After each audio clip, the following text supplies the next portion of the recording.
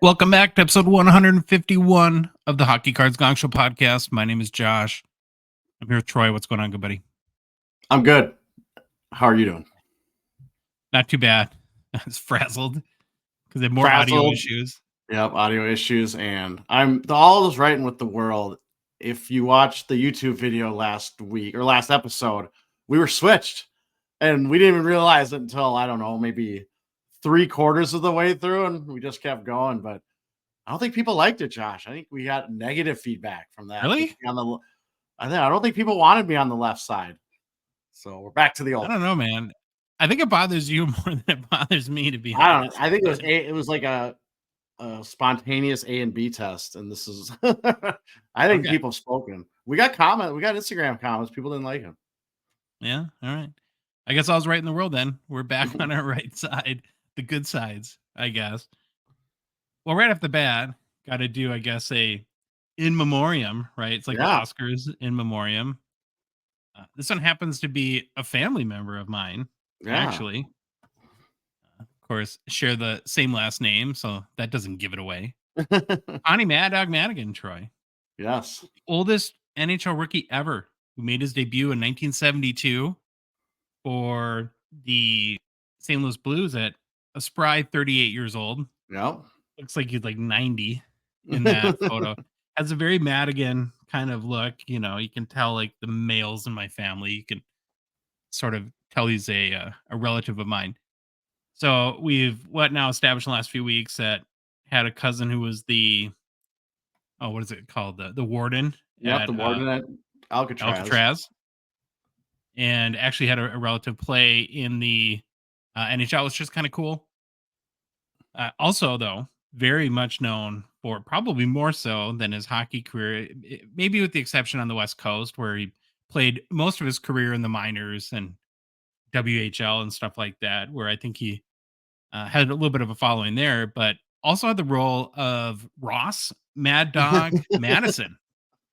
That's awesome. Probably the greatest hockey movie of all time, right? Slapshot? It's definitely one of them. Greatest hockey comedy movie of all time, for sure. There you go. Seen here giving the one finger salute while stepping onto the ice. It's such a great scene. He just casually skates out and just gives the bird to the whole audience. It's awesome. I love how he changed our name, like by our last name to Madison, though, or how they did in the movie. It's like, what was wrong, Madigan? For gosh sake. I never met Connie. When my family caught wind, especially my extended family, that we were starting a hockey related podcast. Of course, everyone in the woodwork came out and wanted me to talk about him constantly. I think he's my dad's second cousin, so that probably makes me hardly related, I would call it, because who knows how it goes from there. And this is his, if you're watching on YouTube, the certified freshman signatures. I think it was like 2011, I want to say it came out. I believe is his only hockey card. It's an auto card. And I think I've told you this before. You know this. Like, I very, very half-heartedly tried to buy this card over the past couple of years. And my thought always was, it's like $30, right? Well, so I'll buy it. I'll give it to my dad, and he'll kind of think it's kind of cool, right, to have Connie Madigan's autographed hockey card. And so as I'm kind of preparing, looking up the card for this little segment, it's like I haven't even checked in a long time if one's for sale. Then January 3rd, Troy, somebody bought this card on eBay for $150, which I'm not at all happy about, because I don't want to spend. Someone listened to our show a while back when you mentioned him, and now they just bid it up all the way, so you have to pay a huge amount if you want it. Is the hobby trying to extort me over this? I'm not trying to make money. I just want to give it to my dad, for gosh sake. And then I go today and look on eBay, and there's one like for sale of like, it was like a $200 buy it now with a $100 opening bid. And it's just like, oh man, I'm just assuming that it's because of the Slapshot kind of tie-in, of course, and the fact that he just passed away, that maybe the price is spiking a little bit, as sometimes happens when guys kind of do pass away, right? And so I'm going to wait it out at this point. I'm not spending, sorry, it probably sounds bad, but there's no way I'm spending $150 on this card. So rest in peace, Connie. And oldest player rookie in the NHL, 30 years old. That's awesome. All right, real quickly, last thing before we get started is just a reminder: the Hockey Cards Gongshow podcast is a Patreon podcast. That means we rely on the support from listeners like yourself to help us cover our show expenses, produce more and hopefully better hockey card content, and fund initiatives, even in a small way, to grow the hockey hobby. You can support us through Patreon by joining our on a $1.99 support level tier. Be one of the first 199 supporters of our show. You get access to our Discord, where we have a great community there. Super easy to do. You can go to our website, hockeycardsgongshow.com, and click on the Become a Patron link, or go to the Patreon website directly, patreon.com, and search for Hockey Cards Gong Show. Link in the show description. If you're listening to us on a podcast app or watching us on YouTube, there's one there too. And then finally, in our Instagram and TikTok profiles, there's a link there. One new out of 199 supporter this week, all for the hobby. Nice. Great guy. He's a breaker. I really enjoy actually his break. He's got like, he's not one of these guys that like freaks out every $5 card, which I appreciate that. He's Yes. actually doing something that I kind of caught wind of, I want to say a month ago right now. I think he's kind of or he's well, how do I put it? He's gotten off of Whatnot and kind of gone on his own. So he Okay. site, and I think he's going to be showing his breaks on YouTube. Okay.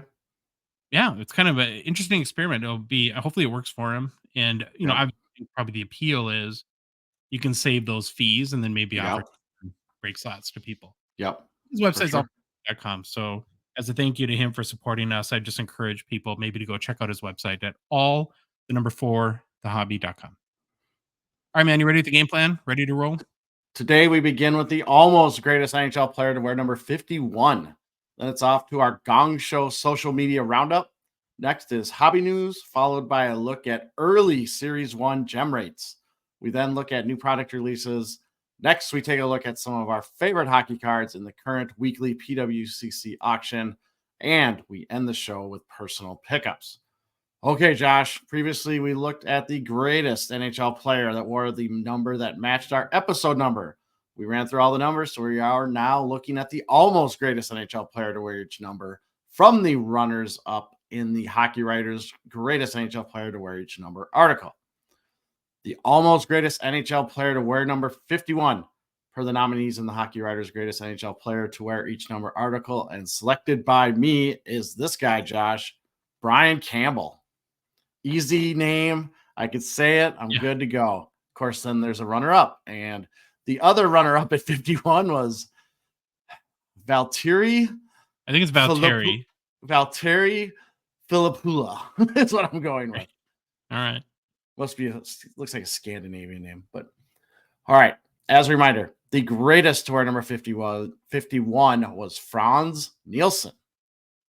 So our boy, Josh, Brian Campbell here. Great picture. Missing teeth. I love it. He's a defenseman from Strathroy, Ontario. Even a British name instead of yeah, man. This was a really good year this week, Troy. No French names at all. No French names. I need a break from the French. Not from Quebec either. He breaks our Quebec streak. Campbell was selected 156th overall in the 1997 NHL entry draft by the Buffalo Sabres. Campbell played in 1,082 regular season NHL games over a 17-season NHL career. Campbell played his first 7 seasons with the Sabres. That's his first 7+ seasons with the Sabres. Okay. He then went on to have stints with the San Jose Sharks, Chicago Blackhawks, and Florida Panthers. For his awards and accomplishments, he's a 1-time Cup winner with Chicago in 2010, 1-time Lady Byng winner, 1-time NHL second All-Star team selection, 4-time NHL All-Star game selection, which per the NHL.com article on the All-Stars we did last episode, he's almost caught Sidney Crosby. Because I still don't understand what they were talking about in that article. Well, I was reading it that whole time thinking, there's no way he's only made the All-Star game 6 times, but it's the NHL.com, and so it's like, all right, I guess I'll go with it. And I guess that's why I was really happy that there was even the little hint of confusion in my mind where I brought it up that led you to go look it up and figure Yeah. out that Well, the they're missing some criteria they didn't put in there to help us all. So Brian Campbell, almost good as Sidney Crosby, I guess. But for his career, 87 goals, 417 assists for 504 points. Campbell made the playoffs in 9 of his 17 NHL seasons, compiling 9 goals, 35 assists for 44 points in 107 NHL playoff games played. Best season of his NHL career from a point standpoint was his 2007-08 season, where Campbell had 8 goals, 54 assists for 62 points in 83 games played. Yes, that's right. Even though they only played 82, he played 83 games because he was traded during the season from Buffalo to San Jose, and he snuck an extra game in there. So Do you get paid more for that? great question. I would love to know that. Do you get an extra check? think Is you'd it have to, right? prorated? Yeah, I don't know. I have Right. no idea how that works if you play an extra game. So, Josh, over his career, Campbell's a solid defenseman who had a long career in the NHL, 17 seasons, consistently put up points, and led the Buffalo Sabres defenseman 3 times in points. He also led the Chicago defenseman in points once, and also had 3 seasons where he led the Panthers defenseman in points. So he didn't score a lot. We obviously went through his stats. He was a huge assist machine as well. But on every team, he was what, 6-7 time point leader for the defensive core. So definitely an offensive producer in that way. After retiring, Josh, Campbell joined the Chicago Blackhawks business operations department, where he worked on community events, which are our favorite, and youth hockey initiatives. However, his current role is as an advisor in hockey operations, and he works closely with Blackhawks GM Kyle Davidson. So I was trying to find out more what he does. He basically gets sent on like assignments. So he could be scouting, he could be back with Davidson talking about the draft. So he does a lot of stuff. And I guess he's becoming like Davidson's right-hand guy in Chicago. Like he's the guy, Really? Campbell's the guy he bounces ideas off. He's not a yes man, he said. I read that in an article. He will challenge him. So maybe setting himself up for a GM position in the future. For fun, interesting facts, I would have eventually thought of this nickname, but his nickname is Soupy because of the Campbell Soup Company. I like that one. It has the When, obligatory Y, yeah, which makes it a hockey nickname. Yeah, yep, it's a good one. I like that one. Soupy. Second fact. When Campbell won the Lady Byng Trophy in the 2011-12 season, he ended a 58 season drought for defensemen, joining Red Kelly and Bill Quackenbush as the only NHL players at defense to earn the award for sportsmanship up until Campbell won it. Since Campbell's win, Jacob Slavin, who is a defenseman, also won the award in the 2020-21 season. I didn't realize I'm glad you brought that up, because Yeah. when you mentioned that he won the Lady Byng, the thought crossed my mind. It's like, I don't feel like defensemen win this award very often. And I Yeah. was gonna say something, but I didn't want to sound more stupid than I usually do. So I didn't. Oh, you were onto it. I guess. Well, just think, I mean, Well, all the scrums in front of nets, they're always gonna have penalty minutes, but I remember looking up Campbell's penalty minutes, they were really low for a defenseman. So I was like, oh, okay, well, it makes sense. okay, I got to ask you something, just Yeah. because I'm curious if it has the same meaning to you that it does to me. Anytime you see Jacob Slavin's name, what do you think of? Oh, I don't know. Nothing. Really? Well, you tell me. I think And the then I'll be first like, oh. pack opening video we did was a box of Oh, yeah, I SP did. I got a Authentic. patch auto, didn't I? We got a Jacob Slavin patch on, and we kind of Yeah. poo-pooed it on the video, and people got really mad at us. They're like, "Well, Well, he's yeah, because awesome." he's a great defenseman, obviously, but we were just because he wasn't like a hobby. He's not a hobby star, but he's an awesome player. He's really good. Yeah. Been a long career. So I was yeah, thinking that sorry when his everyone name that we comes up. offended when we poo-pooed him. But we know he's good. All right, last fun fact. This is just crazy when I read it. In 2003, Campbell had to miss 3 games after being quarantined for potential exposure to SARS. His roommate, Rhett Warner, was also quarantined. Josh, Neither player had any SARS symptoms, so that is good. And they were released to play in games. I guess, like precursor to the pandemic we had a couple years ago. Yeah. But interesting. All right, Josh, here we go. Craziness time continues with his rookie card. All right, I'm going with this guy. His 1999 SP Authentic Future Watch, number 94. As you can see, if you're watching on YouTube, what a fantastic looking card. Straight out of 1999. Serial numbered out of 2000. I don't know what they're doing. It's like, I don't know if it's technology. It's supposed to be a computer, a grid. Who knows? But it looks What is that? fantastic. You like that? I don't know. I think it's kind of fun. I mean, it's What are the wild. things Yeah, on the remember, right? it's Are those 1999. It's 1999. We what's got the dots. red ball and the white ball and the Well, red? I almost like a circuit board is what I think it kind of is. Okay. But these look like musical notes sideways, so I don't know. And then it just continues with the back. The back kind of reminds me of the retro. Is it Skybox Metal that has retro Yeah. inserts? I just kind of had it just reminded me of that a little bit. Maybe not that close, but that's what it reminded me of. But no, this card's crazy. I think it's kind of fun. Okay. PSA 10 pop of this card is 7. The gem rate of 29%. I did find a PSA 9 that sold for $30 on April 16th of 2021 via eBay and verified in Terapeak, but that's about it. You can find raw copies. They're floating around here and there, but not a lot of graded copies of our boy Brian Campbell. Again, though, all these guys are from the same era. I know. Is it crazy? It's all like early or late 90s, early 2000 rookies. It's kind of crazy. All right, Trevor, we're going to move on to another Gong Show social roundup. A couple of posts we've done in the past week that I thought were worthy of bringing up on the show, have some maybe comments about and discussion around. So we're just going to get right into it. The first one we did is, we haven't done this one before. It's top 25 players with the most cards sold in 2023. So we do our top 25 list every month. Yep. But it's the first time we've posted for the entire year. Yep.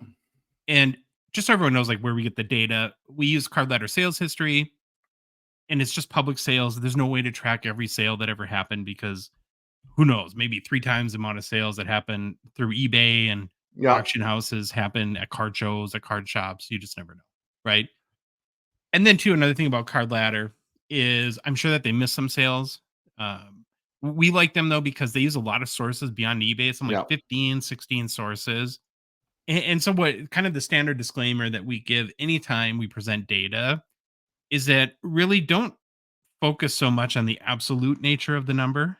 Yeah. But it's really, I think the value is more directionally, right? And that I think Card Ladder is pretty accurate proportionately, at least. So when we talk about, maybe Wayne Gretzky versus Connor McDavid, the absolute number is not as, I think, as important as proportion as it is proportionally. Is that the best way to put that? Yeah, and plus, even though we say it's Card Ladder, we said they missed some. They also will probably report some that didn't happen. Yeah, maybe the whole Terapeak issue. But again, I always say this: it's directional, is what this data shows us. Mm-hmm. So we'll just start right at the top. We'll go through. We'll kind of break up into fives. There's in the top 25, because I think there's, at every sort of tier, there's some interesting notes that happened in 2023 with the popularity of sales for each of these players. So starting with the top 5, we have Wayne Gretzky, number 1. Not a shock. 40,515 cards sold per Card Ladder. Followed by McDavid at 23,595. Ovi, 16,572. Crosby, 14,910. And then Connor Bedard, 13,107, is actually tied with Cole Caulfield, who's put in the second group. So here's my takeaways on the top 5. Okay. Gretzky is still the king of the hobby, and by a mile. He has almost double the cards sold as Connor McDavid, who was the number 2 guy. And then we talked about this a little bit too recently, that it's like Ovechkin and Crosby are attached at the hip. So that's the other thing, is that, right, they're real close on the list. And I didn't find that very shocking, I guess. But then Troy, tied for 5th, Connor Bedard, 13,107 cards sold last year. He barely has any cards out. Yeah. It's like, are these all Team Canada cards, or Regina Pats or Easter eggs? Are there that many Yeah, Easter eggs? Easter eggs I don't nuts. know. Who knows? Anything else stand out to you in the top five? The top five? Well, I'll tell you what. First of all, did we increase our graphics budget? Because man, you added pictures now. This is craziness. You got little headshots. That's awesome. Okay, No, can I tell you about that? oh yeah, what So I happened? got that idea. I think it was like a Friday night, and Did it it's one take of like 8 those hours? things where I got to like probably number like 10 on the list. Like, this is so dumb. And What I'm am I like, doing? I'm too committed to stop, but I realize it's going to take me 3 hours to find 25 photos and resize them perfectly to fit in the graphic. So one of the dumber decisions I've made in my life, and I I made a love it. lot of dumb Now decisions. you're committed to it though. You can never go back. But we have No, this as like I have 25 little mini headshots now of the right well, size. it's So I'll true. You find a do have way to the right one. repurpose it later. Yeah. No, nothing really surprised me on this list. Bedard, maybe a little bit, but we know with anything with him is crazy. So I can't wait till his flag. Well, we'll see. Flagship comes out when you see how much he jumps at the end of next year. But no, all these make sense. Well, and it's not just Flagship, but there's going to be every other Oh yeah, yeah, 24 set, and there's going to be a true. million Connor Bedard. Yeah, I was thinking first quarter or something, second quarter, but Yeah. then I was like, no, this is for the whole year. Okay, we'll move on to the next five. So it's 5 through 10. We had Caulfield was tied with Bedard. Just crazy that anyone would tie with the exact same amount of cards sold. Yeah. 13,107 for Caulfield. Then Mario Lemieux, 12,080. Patrick Waugh, 11,483. Our guy, Krill the Thrill, Kaprizov, 9,585. And then coming in at number 10 is Austin Matthews at 9,349. So kind of in the top 10 now, that gives 7 current players and then 3 retired players / legends. So the retired players are, of course, Gretzky, Lemieux, and Patrick Waugh. There's a goalie, Troy, in the top 10. Yeah. I Surprise mean, you? if it's gonna be a goalie though, I have no issues with Waugh. I mean, that's who I would think it would kind of be. Yeah. Then you have Kaprizov, who I guess surprised me a little bit coming in at number 9, just because his values have taken such a hit, but his popularity in terms of how many cards are bought and sold remained pretty strong last year. Because it was really about, if you look at the 2023 calendar year for Kaprizov, it's his injuries, right, as the story. So. All right, should we move on to the next third? Let's do it. All right, so 11 through 15. Coming in at 11, you have Jaromir Jagr at 8,997. That surprises me. Jagr at 11 surprises me. That it's that high or that low? Yeah. High. Okay. Then Bobby Orr at 8,708. Matty Beniers, 8,340. I mean, he was kind of a lot of rookie sets out that last year. Yeah. And he won the Calder. Yzerman, 8,053 at number 14. That surprises me a little bit. And it's just because, given how popular he is, I mean, I know I do the report every month, so I kind of knew like how many cards are sold, and he's very consistent. But I guess if you compare his popularity to the value of his cards, is that they're not, aside from his rookie, that he doesn't have a lot of real expensive cards. But there's a lot of Yzerman fans out there that really buy a lot of his. And then number 15, Troy, Jack Hughes, 8,049. So Jack Hughes, one of the big, I guess, breakthrough guys in 2023. Yep. So the first thing I wondered is, okay, 8,049 cards sold. What did he have the year before? I went back and looked. He had 5,754 cards sold in 2022, again, compared to 8,049 in 2023. So 40% increase in 1 year. Kind of speaks to that. Yeah, so I was thinking, if you think if the month or if the year was like 13 or 14 months, he might be up in the 12, 11 range. Oh, yeah. I wonder, I think, because he had a lot. I mean, he's playing absolutely out of his mind this year. But more on that, I guess. Injury issues again. I'll say more on that in a bit. Yeah. And then, number 12, Bobby Orr, first defenseman. Yep. Which, if there's going to be any defenseman, it's going to be Bobby Orr. So, not a big shocker there. So, is Jagr not surprise you? I think Jagr at 11 is high. Like, I wouldn't. I think guess he's that. Well, the one thing you can point to, though, is his 1990 Premier rookie is the most graded card of all time. Oh, that's a good point. And I feel like his popularity has been growing the last couple of years. I think so too. Yeah, for sure. I think put him in the Hall of Fame, dang it. There, every episode, I'm going to get that in there. Okay, we're going to move on now to 16 through 20. So coming in at 16, Troy, is Trevor Zegras, 7,554 cards sold. Followed by Cale Makar, 7,394. Mo Sider, 6,896. J-Rob, 6,510 at number 19. And then number 20, Marty Brodeur, 6,149. So Zegras at 16. Boy, at the rate it's going, that number could be lower. He might be 100 by the time all this is said and done. Yeah. It's been a little bit of a rough go for Zegras this year. Other thing about this group is a couple more defensemen. Yep. So now defensemen not named Bobby Orr decided to join the ranks at 17 and 18 with Cale Makar and Moritz Seider. Mo Seider and his hair. And his hair. I know. I had to pick that. Little headshot there. Now, will Quince Hughes be on this list next year? I think that's a big question. At this rate, you might have to assume so.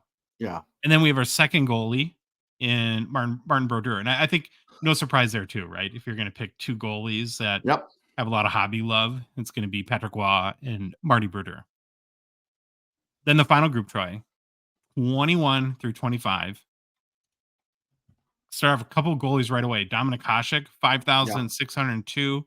Jeremy Swayman, 5,510. I love that. I love Swayman's in the top 25. Well, yeah, I got some comments on that in a minute. And then you have Matt Boldy at 5,416. Timmy Stützle at 24, 5,138. And then at number 25, my guy Leon Draisaitl, 5,130. So we had two more goalies in the last grouping here. Yeah. And then Swayman, that really surprised me. And so I had to spend some time looking up some more Swayman data when I saw that. Only current goalie, right? Only goalie playing that made the top 25. I feel like he might be under the hobby radar a little bit too. We never talk about him. And so I'm like, well, I know he had a great year last year, but Linus Ullmark won the Vezina. But Swayman had almost identical stats, I believe. Or really close. And so I looked at him this year. He's doing pretty good again this year too, Troy. Yeah. He's 5th in goals against, 2.5. Currently 4th in save percentage, 0.920. So I don't know. We might need to start giving Jeremy Swayman some more attention here because he's got kind of a under the radar hobby chase going on. That's for sure. For sure. And then Stützle is the other one that surprised me a little bit. I'm a big fan of his. Still, even after all the stuff's coming out, he dives, he whines. He's a baby. I get sent all this. Was it Brendan Gallagher that kind of went off on him a couple years ago? Yeah, ever since they were little kids, he was always diving and laying on the ice like he got shot and he was fine. Yeah, that was pretty funny. Listen to that. So anything else jump out of you now that we've gone through the top 25 that we have? I mean, the goalie stuff makes sense until Swayman. That one surprised me out of nowhere, but it makes sense from a standpoint of how good he is. But I didn't think he would be the one goalie currently playing that's on here. But besides that, everyone else kind of makes sense. And then if you're maybe listening or watching and you're thinking, well, why is this valuable? I think it's interesting, first and foremost. But if I'm a dealer or local card shop or flipper, a list like this is really important because this tells you who the biggest chases in the hobby were last year. These are the players that sold the most cards. Yeah, if you like you said, you're a dealer, or if you're like you do single streams, if you're on Whatnot or all these apps out there and you do singles, hey, here's a good list to start with to sell singles of. 100%. All right, there's one more post I wanted to chat about. We did it a few days ago. And tries for a record sale of a 2014-15 O-Pee-Chee Platinum Alexander Ovechkin Seismic Gold out of 50 PSA 10.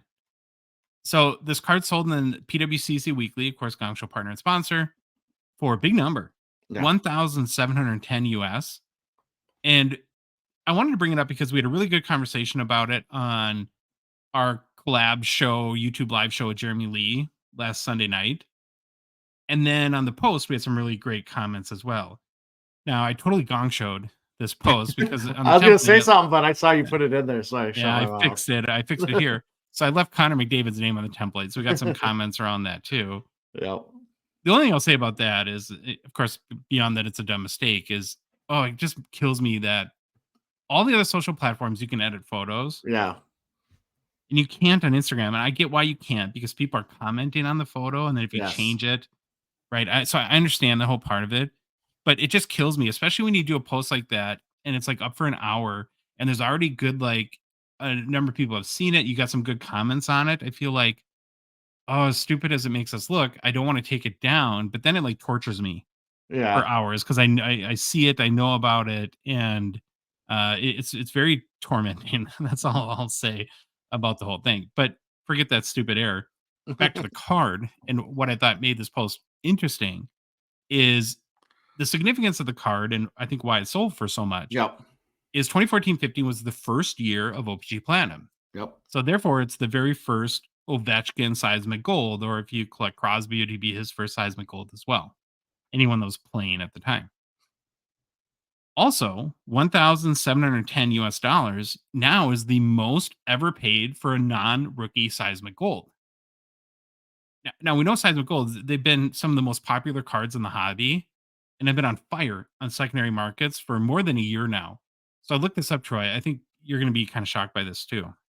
So per card ladder sales history again, 3,600 Seismic Gold hockey cards sold on the secondary markets last year alone. So in 2023.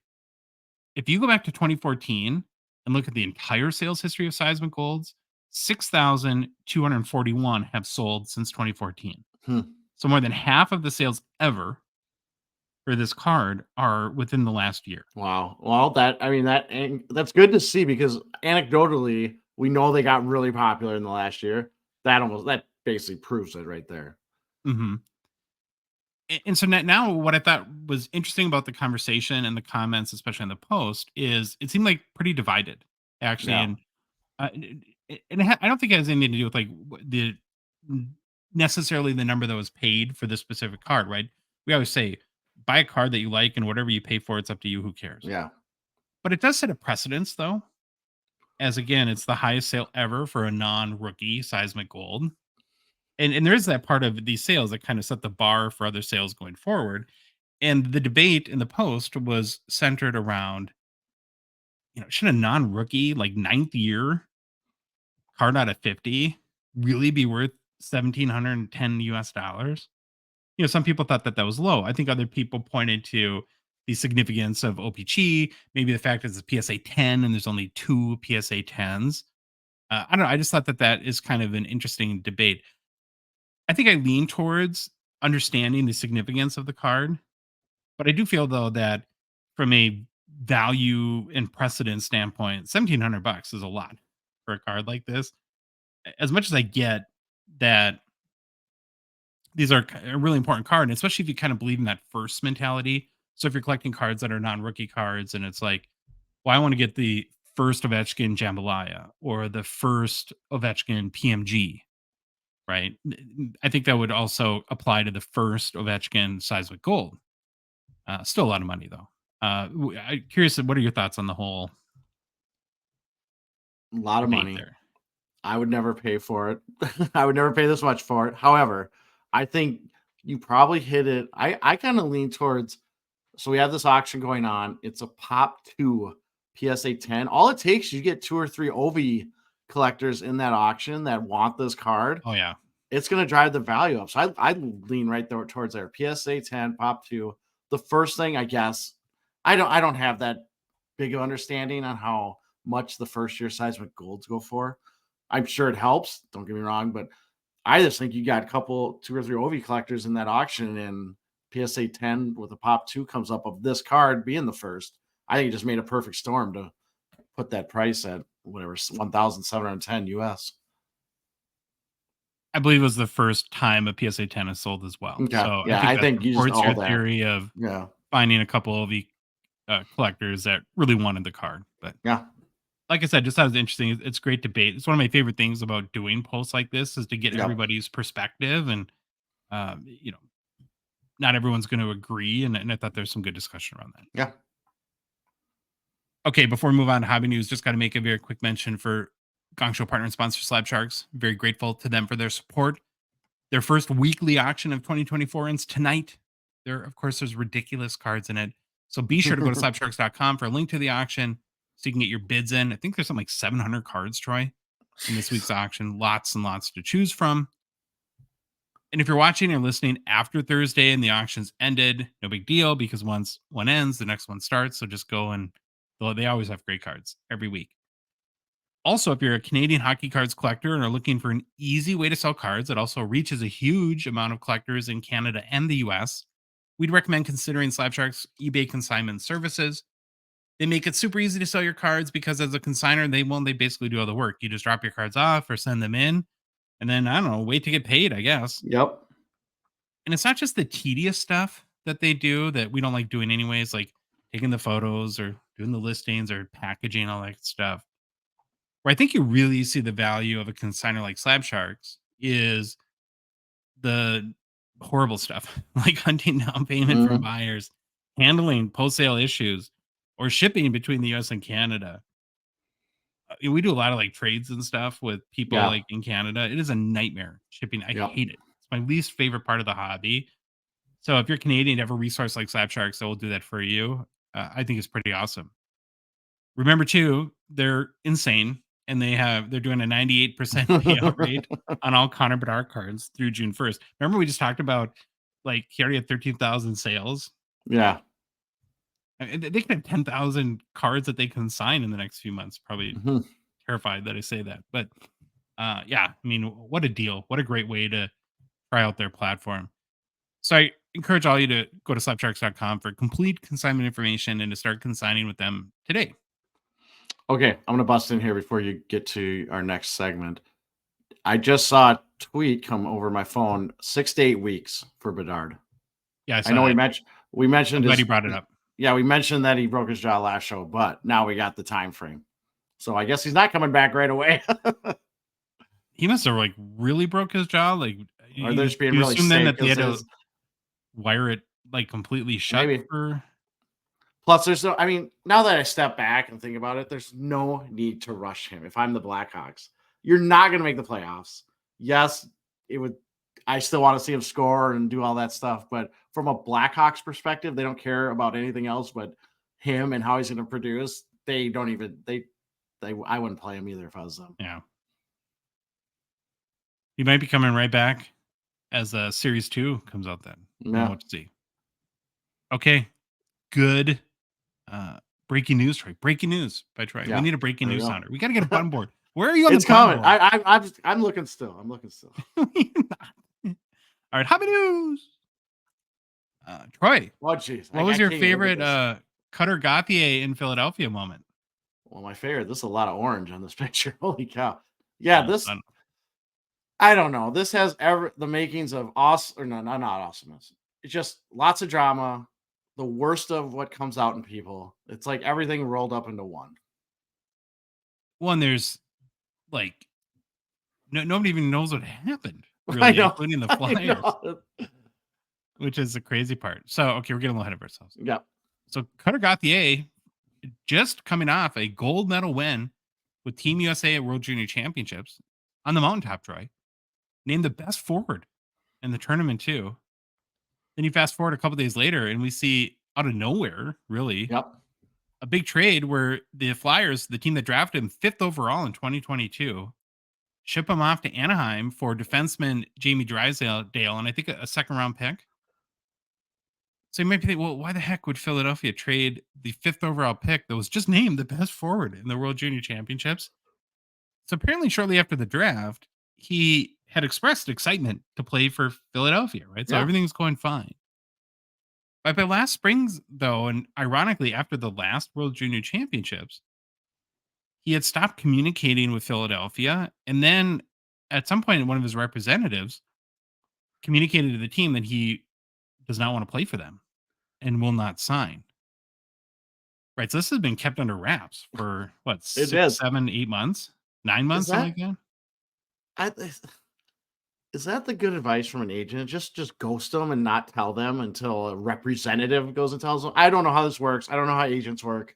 I never had one, but it just seems backwards to me. Like, yeah, I think it's going to get weirder. Yeah. So just, hey, buckle your chin strap here.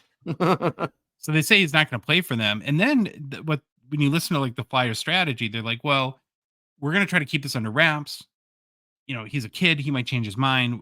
We know how Philadelphia fans are, Yeah. of course. So we're not going to put him on blast and try to work behind the scenes and get it to work out. Right. And so they make numerous attempts, apparently. I think even in November, John LeClaire, right? Flyers legend, Patrick Yep. Sharp, who are currently special advisors to the Flyers, went to see Gauthier play at Boston College. And after the game, they went to the coach and asked to meet with him, and he declined. Wow. So weird. You might want to Then call him first. Then you might want to get a call and see if he was going to meet, or yeah. if he wouldn't talk to you. Then why go? I mean, you can still scout him, I guess, but maybe they just took a shot. Maybe they knew he wasn't going to talk to him, but tried anyways. Then there was what I'm assuming must have been, if not the final straw or close to it. Yeah. At the World Junior Championships last week, the Flyers representatives go to the tournament, and again, he declines to meet with them again. Now, here's a quote I got from The Athletic that I think sums up, at least, and we'll take their word from it, Yeah. sort of like his lack of communication with the Flyers organization. So here's what a team official said: they wouldn't even give us the chance to speak to him or to listen, said a team official who was not authorized to speak about the talks publicly. If after listening to us, they would have said, we don't believe in your plan, we don't believe you're doing the right thing or going in the right direction, we'd go somewhere else, or we'd like to go somewhere else. Well, okay, but they didn't even give us that chance. Yeah. That's so weird. It's like, so there's all these like rumors that go around. Yep. I think I heard on Spittin' Chicken, it's like, so his dad played in the NHL and had played for I think this last organization was the Flyers before he Oh, got okay. cut. So I don't know if that has anything to do with it. Well, that's Maybe holding a not. grudge. Holy cow. Then there's the whole Kevin Hayes deal. So Kevin Hayes went to Boston College Yep. and I think has had some sort of mentoring capacity with Cutter Gauthier and had a very well-known, kind of messy little bit of a divorce last year from the Flyers. We covered it a little bit, if you recall, Troy. I think he was leading the team in scoring, Mm-hmm. and then he was like put in the press box for a number of games.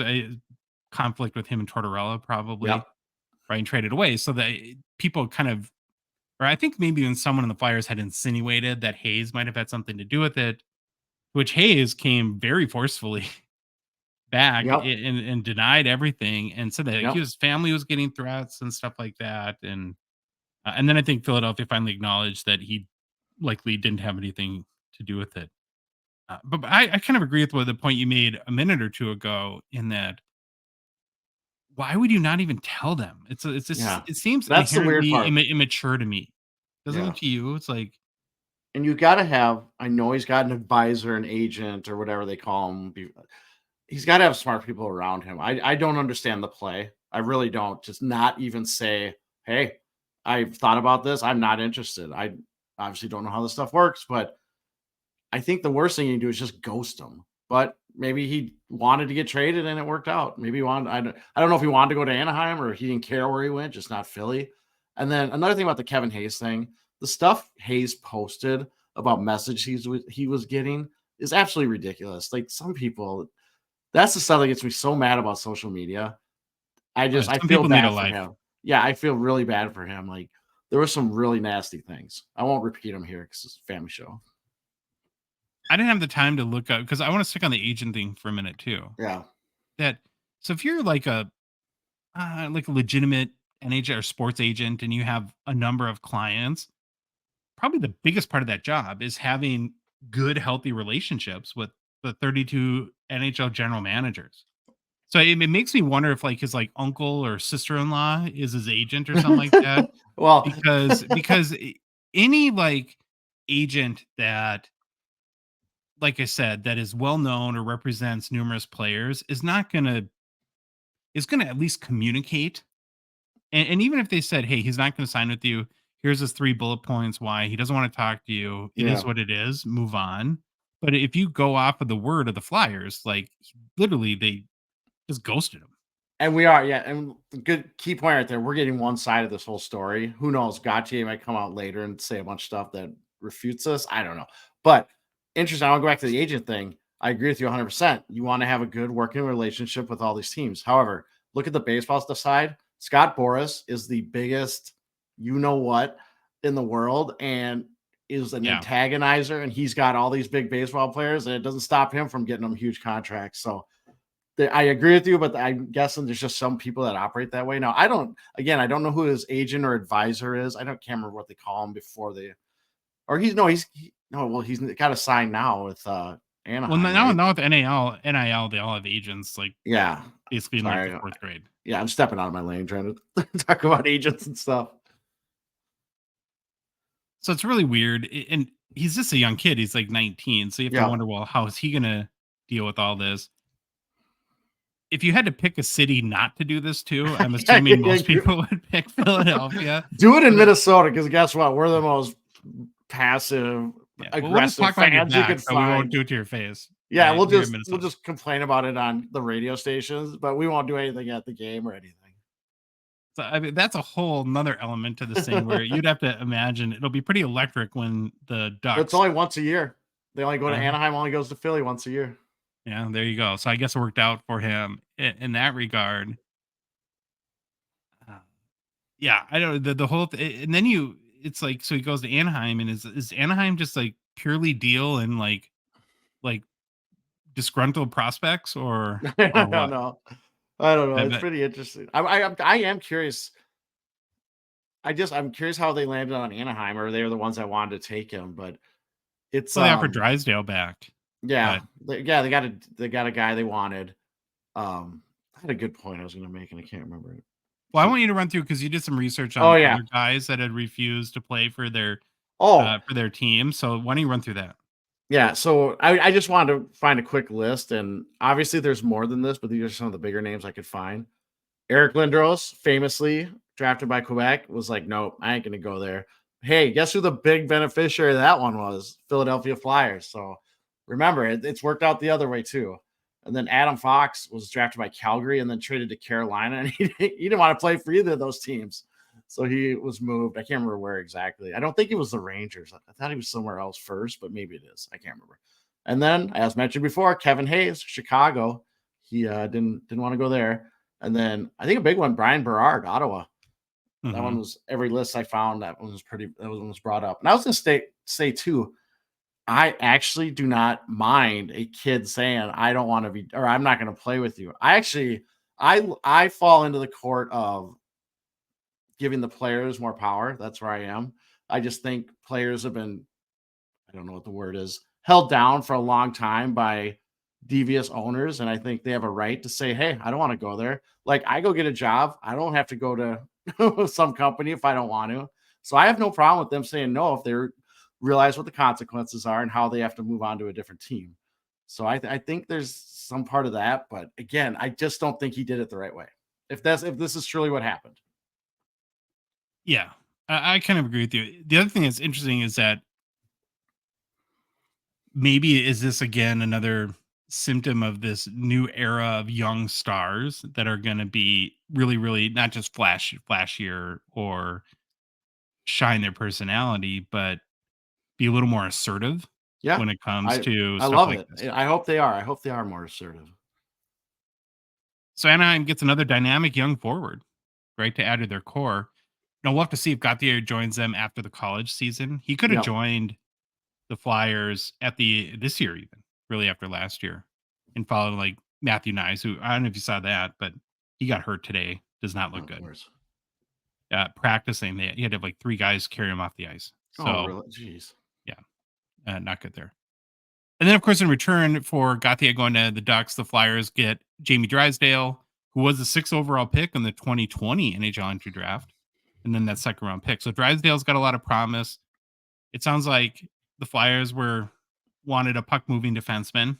Who's had his own issues re-signing with Anaheim and all that going on there too. So I think so we're recording this on Wednesday night. I think he might make his debut for Philadelphia tonight.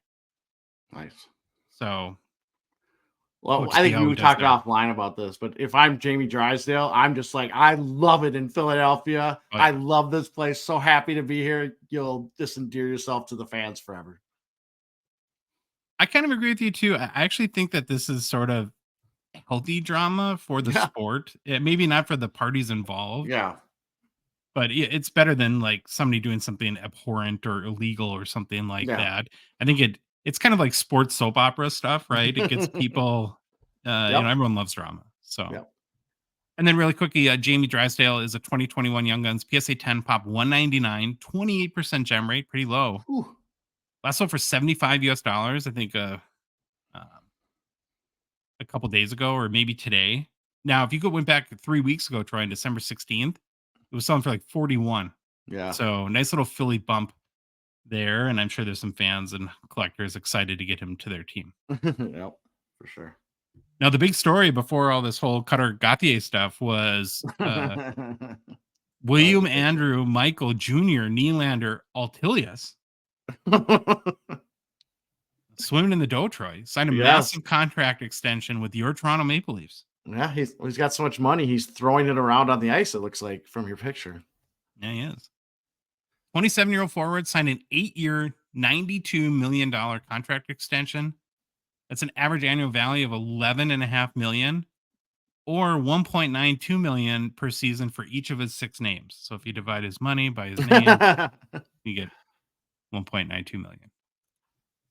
Deal also includes a full no movement clause and only Troy 69 million in signing bonus. So Ooh, good work. contract kicks in next season, puts him tied with Erik Karlsson for 5th highest paid player in the NHL. It's also the largest contract in terms of total value ever doled out by the Maple Leafs. Big raise for Nylander, whose current deal that ends this year has an average annual value of 6.9 million, which that ranks him 98th on the NHL pay leaderboard. So he's going to go from 98th to 5th, tied for 5th. Deal comes on the heels of a pretty amazing start, of course, to 2023-24. Through 38 games played, 21 goals, 36 assists for 57 points. That puts him at a pace, Troy, of 45 goals, 78 assists, which would be 123 points on the season. So last year was the best of his NHL or his 8 NHL seasons. He had 40 goals, 87 points. Now, I don't think anyone questioned whether Nylander deserves a contract like this, but there's been a lot of discussion in the last couple of days related to your up north, your Canadian team, the Leafs, Troy, in that. So starting next year, when this contract kicks in, their big 4 of Matthews, Marner, Nylander, and Tavares are all going to make north of 10 million per year. So almost half of the salary cap for 4 guys. Yeah, 47 or 46.653 million between those 4 guys next year. Wow. And so what you're seeing is like a lot of opinions and debate around basically roster construction to win Mhm. a Stanley Cup and whether it can work paying 4 elite level players a 50 some percent of your cap and having then very little money to build a team around them, like sign a goalie as an example. Joseph Wall. Believe in the Yeah, wall, just Wall. man. Or do you maybe have a couple of elite guys that make 10 million plus and then have a lot more money to spread around and have maybe a more balanced team around that? I don't know. Do you have an opinion on that? Like, what would you do if you're a GM? What I think what's his name? Is it Sheldon Keefe? Is that the He's a right name? coach. Yeah, I think or Free living someone as a GM. yeah, I think he came out and said, "I know it's a lot of money, but when you have these 4 guys, we're gonna go for it." And then, I mean, they still and then they have a D on their team. I was just looking, who's the D guy? Morgan Riley. Riley's 7.5 million. Yeah. So now you're over 50, you have 53, 54. And then that's I just mean, going to be next year, I think, because I think yeah, that's next year's next the year. last year of Tavares's deal. Yep. And And I can't imagine he's going to resign for more than 10 million each. Marner and Tavares are done. They're unrestricted free agents after next year. But I think Marner will sign about at the same amount, if not a little bit more. I just can't see. I don't know. Do you think John Tavares is a $10 million a year player? Would you be happy if the Wild signed him for that much? I wouldn't. No, because immediately anyone the Wild sign for that much money is going to stink. That's just the way it goes. But yeah, I don't. Yeah, I think the $10 million days are past him. Okay, now translating to the hobby a little bit or transitioning to the hobby a little bit. You can't cheat, Troy. Don't do what you did last time and highlight our notes. And because I I'm hid not. the I'm answer. looking at Martin. I'm looking at Martin Jones because I'm thinking about him and how he's gonna him and Oh, Joseph Wall you're worried about combined. your guy Martin Jones. Well, they're gonna be a combined next year. They'll be like one.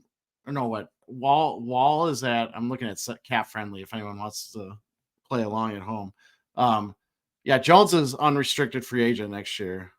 No, sorry. Yes, unrestricted free agent. So he's up for signing, and Wall is at like 766,000. But if you could re-sign, if he keeps playing well, re-sign him and have less than 2 million for your goalies, and they play well. Hey, okay, I'm not gonna cheat. I don't even know. Well, they're what going we're to need to. So Nylander's had a great start to the year.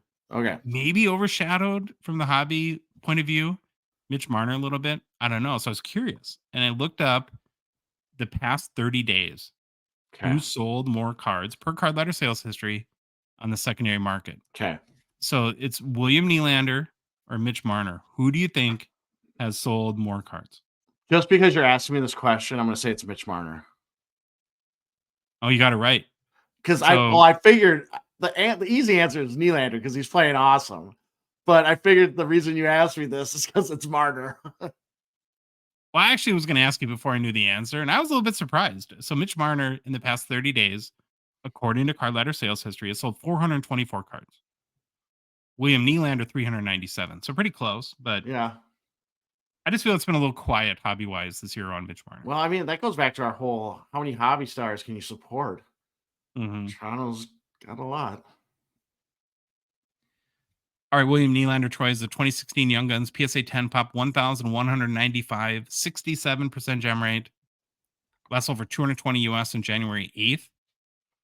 Now, if you were to try to buy this card before the season started, on October 12th, you could have got it for 121 US. So it's a $99 increase since the start of the season. That's not bad. Yeah, I feel like that pop number is gonna increase a lot. Especially that gem rate is insane. This is one where I would look for another option, I think. Mm-hmm. Last hobby news story is kind of a basketball story. I was like, do you have to throw a basketball story in here or what? I get it. What would it be the hard court the basketball card? Something, yeah, I don't know. So Troy, LeBron James officially cat's out of the bag. Been rumored for months. He signed with Fanatics. So he posted to his Instagram him reading what appears to be like a TV commercial script. Very maybe similar to the Tom Brady, pretty awesome commercial I universally liked when his baseball cards are going to be in Bowman Draft. That aired like what about a month ago or something like that. So it appears that the LeBron exclusive auto deal with Upper Deck is over. In Fanatics, well, it is over because Fanatics has already released this Bauman U basketball card featuring LeBron and his eldest son Bronny. That will be a dual signed card. This thing? Yeah. Oh, so that's okay. I'm dumb. I thought it was his son, both pictures, and I'm like, why is he in two different I was so confused, but now that I see it says at the top LeBron James, so never mind. I'm dumb. And it's LeBron from his high school because he didn't go to college, from St. Vincent, St. Mary, of course. Now, the reason why his autos will be in Bowman U is because Fanatics and Topps still do not have the basketball license. Yep. And so they can't use NBA cards. But you're saying, okay, why are you talking about this? This is a hockey card podcast. Why do we care? Well, maybe we don't, but maybe, just maybe. I don't know. Maybe Upper Deck never intended to keep his license, but could this be indicative of another battle in the war where Fanatics is taking a swipe and taking something away from Upper Deck where, they slowly chip away at the assets and then eventually go after the NHL licenses? I don't know. So you could look at it both ways.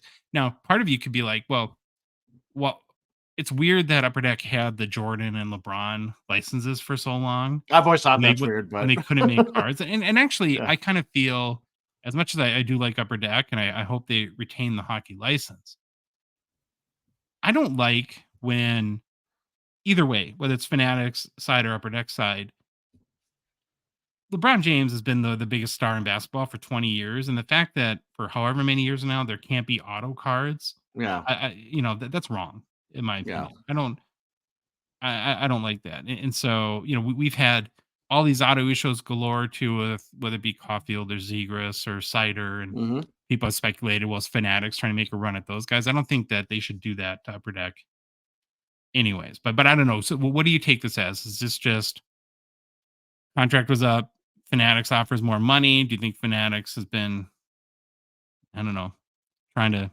steal I from the think I assets think from Upper Deck? I think Fanatics fired a shot.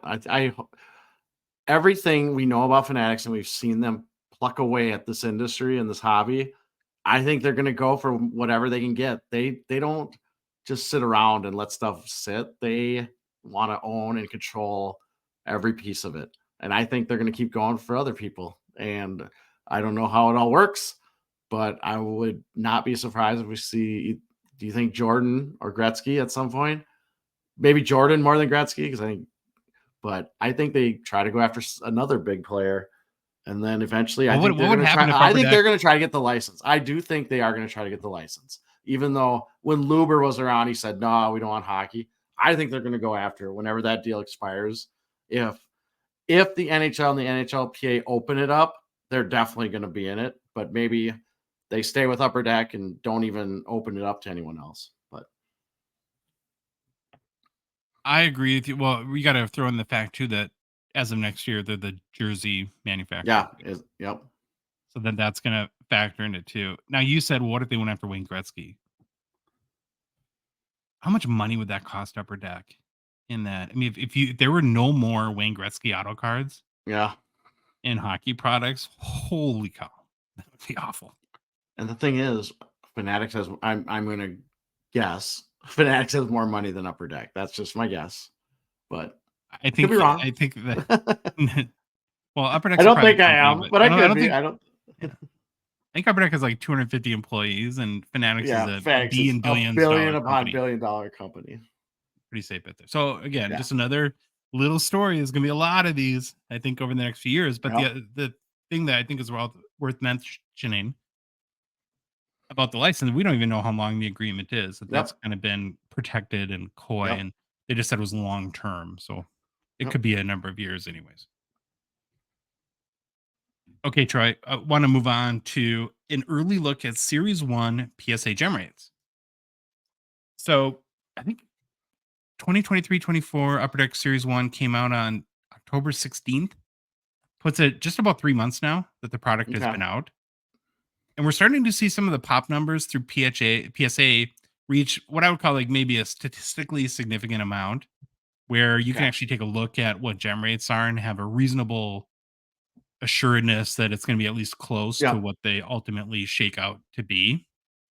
So I thought we'd take a look at the early gem rates for some of the key players and then compare the overall gem rates for base young guns, because that's what we typically look at with gem rate, to other recent releases to see, because it's always interesting at looking at the flagship products on a series 1 from 2021 versus series 2 from that year compared to the next year, and kind of do a comparison there. Now at some point in the discussion you might wonder, well, why are we not looking at BGS or SGC? If you followed along and you've looked at like our monthly grading recaps at this point, Beckett, particularly, that's where I'm anticipating comments. Beckett grades so few hockey cards that there's really Yep. not enough to even talk about at this point. So maybe that'll change and we can talk about it later. Now we'll start with 2023-24 Series 1 with the kind of the four big guys, the four most submitted cards, and then we'll do our product as a whole comparison. So the first one we'll look at, Troy, is Luke Hughes. Now, if you're looking to buy his young gun base raw, it's about 35 US right now. Current PSA 10 value about 280. It has a pop count of 107. 304 cards have been submitted to grading, so about a 35% gem rate. Okay.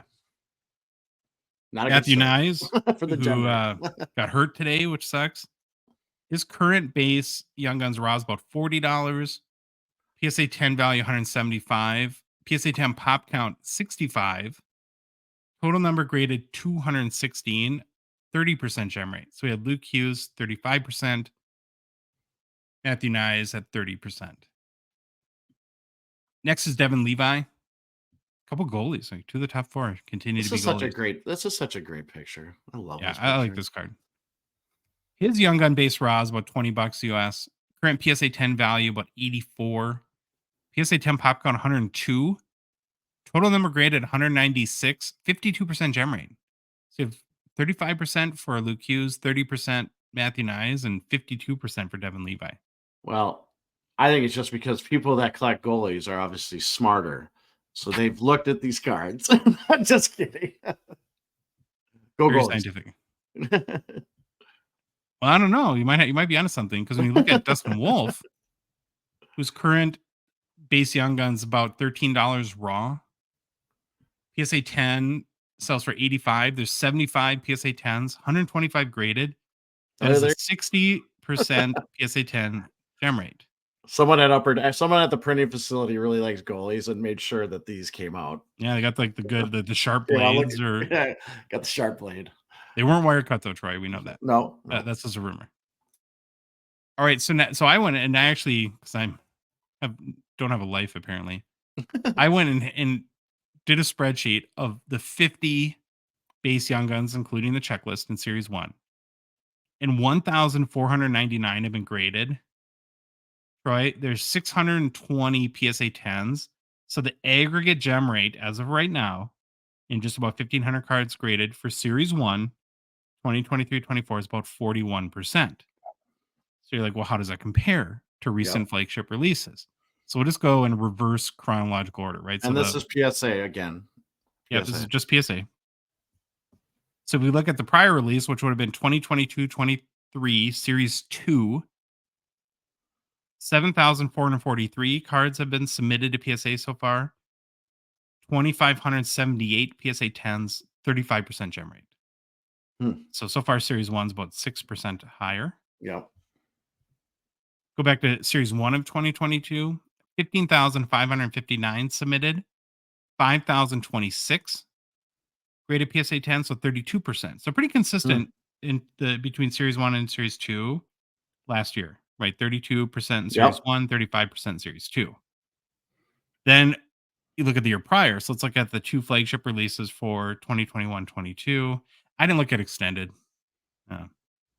Does anyone care about whatever Logan hater in this one? Whatever hater. So Series 2 for 2021-22. A lot more graded, 24,655. So that was Mo Sider, right? And Lucas Raymond and Quentin Byfield.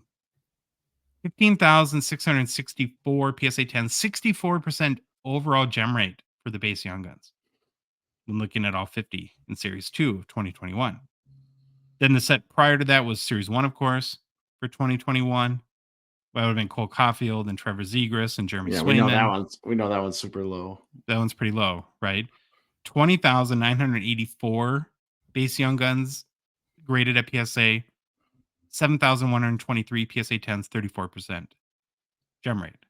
So Series 1 so far is nothing like 2021-22 Series 2 that had 64%, but it is higher than what we've seen, especially in the 2022 releases so far.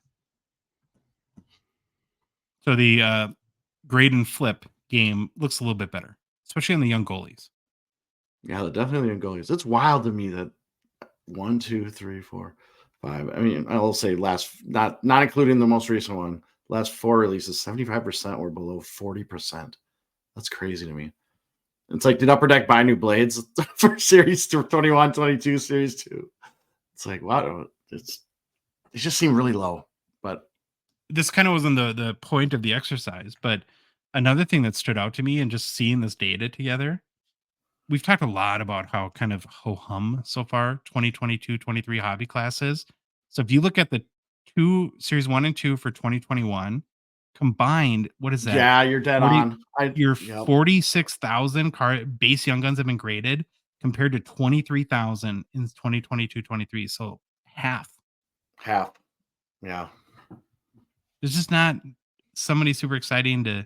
Beniers was for a bit, but I don't think a lot of people are submitting cards of his this year. No, so agree. All right, we're gonna move on to new product releases quick. I feel like we had something, Troy. We're kind of in this waiting mode, for the next release, and it's been about the longest break we've had in between releases, and a year. I don't know. It's crazy, Well, right? it's funny you say that because I got an email. I don't think I deleted it, but it was from David Adams, and it just read. It said like ice hockey cards, and I totally didn't even realize it was saying ice. The set is coming on a Friday, and I was like, "Well, this is a dumb A email." poorly Thanks. worded email. I saw Yeah, that you too. got ice hockey cards. That's fun because ice hockey. But no, that's what they were trying to tell me. So Friday, 2022-23 ice comes out. Now we're patiently waiting.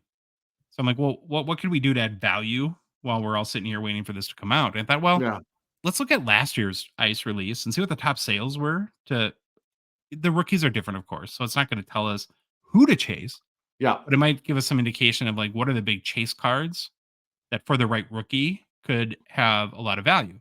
So again, we looked up the top 5 from the ice release of 2021-22. Anything sold at eBay, we verified at Terapeak, and just have something to talk about. New product releases. We're gonna roll through the top 5 real quick. So the 5th highest selling card from last year's ice release is a Quentin Byfield Ice Premier's autograph patch 101 that sold for $1,050 on November 7th. Now I'm sure that because We're- we reach enough people now where anytime I do this, the person that sold the card gets mad at me. But I'm I sorry, I just know. have to do this. It just blows my congratulations. I'm glad you sold this card. But the fact that you could sell $1,000 card with this Yeah. photo is mind boggling. That's the first thing I did. I was like, why is it tilted? Like, first thing I think of, and maybe not everyone thinks like this, but I see this and it's tilted. I'm like, what's wrong? Some corners, there's something dinged that they've turned it so I can't see it.